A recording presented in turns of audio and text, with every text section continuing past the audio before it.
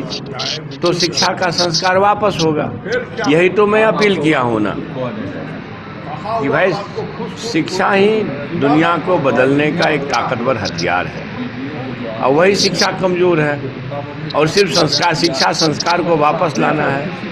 हमें दुख होगा, चिंता होगी तब जब एक शिक्षक के विरुद्ध एक शिक्षा मंत्री मजबूरी में कोई कार्रवाई के लिए मजबूर होगा, तो ये चिंताजनक होगी। इसलिए विनम्र आग्रह है, अनुरोध है, हम अपने शिक्षा क्षेत्र से जुड़े हुए तमाम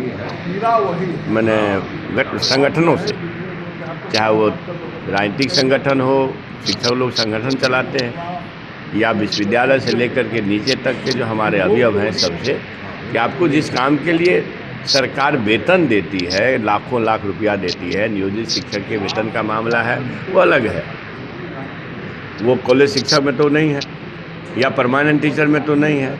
अब है कि ज़्यादा नियोजित शिक्षक रह गए हैं, तो वेतन की लड़ाई लड़ रहे हैं, तो हम लोग सहानुभूतिपूर्वक उसको देखेंगे और आवश्यक रूप से उनको उत्साहवर्धक कुछ न कुछ उनके सम्मान के लिए सरकार करेगी। ये बनाए हैं हम लोग, हमारी सरकार बनाए। अब ये है कि हम एक अनुरोध खाली कर रहे हैं कि भैया आप जिस बात के लिए हैं, वर्ग कक्ष चलाने के लिए बच्चों का वर्ग कक्ष का संचालन करिए। यह रोना ना रोइए कि हम 10 की ज़रूरत है, 5 ही हैं। 5 ही हैं तो 5, आप 5 ही हैं तो उतना तो खड़े होइए ना। ठीक है, एक शिक्षक अभी जो MDM, UMDM भिन्न मसला है, एक शिक्षक उसमें लगे हैं तो 4 तो खड़े होइए ना। 4 शिक्षक जब खड़ा हो जाएगा, 3 शिक्षक भी खड़ा हो जाएगा, तो निश्चित रूप से हमारे माता पिता को ये भरोसा होगा कि अब सरकारी स्कूल में पढ़ाई शुरू हो गई। जब भरोसा हो जाएगा, हमारे पास सूचना आएगा सरकार, तो मैंने कहा समाज से ज़्यादा बड़ा काउंसिलर कोई नहीं है। समाज से जैसे सूचना हम लोग भी घूमते रहते हैं, समाज अपने कहेगा ये भाई मंत्री जी अब तो पढ़ाई होने लगी, क्लासेज लगने लगे, बच्चे आने लगे।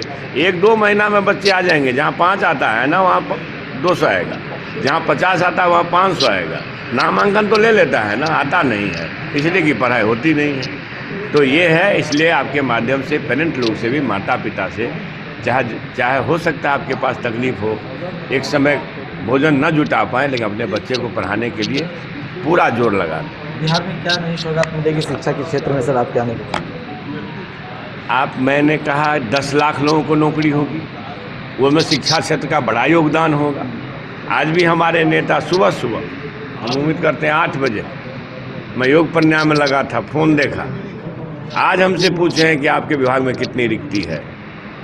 प्रिय तेजस्वी यादव जी, उप मुख्यमंत्री जी, आप चिंता समझ लें, नहीं तो आपको अगर हमारा कॉल डिटेल देखना है तो देख लीजिए। तो जो व्यक्ति को एक समर्पण है कि हमें नौकरी, बेरोजगारों को नौकरी देनी है, और स्वाधीनता दिवस के अवसर पर माननीय मुख्यमंत्री जी का उद्बोधन है, इसको कोई टाल देगा क्या? माननीय मुख्यमंत्री जी आज तक जो कहे हैं, किए हैं कि नहीं, या ना किए हैं, देखो उदाहरण बता दीजिए। इसलिए ये बड़ा विषय है और हमारी सरकार मुस्तैद है।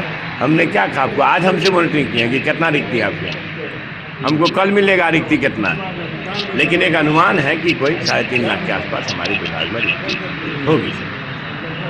तो 10 लाख देना है।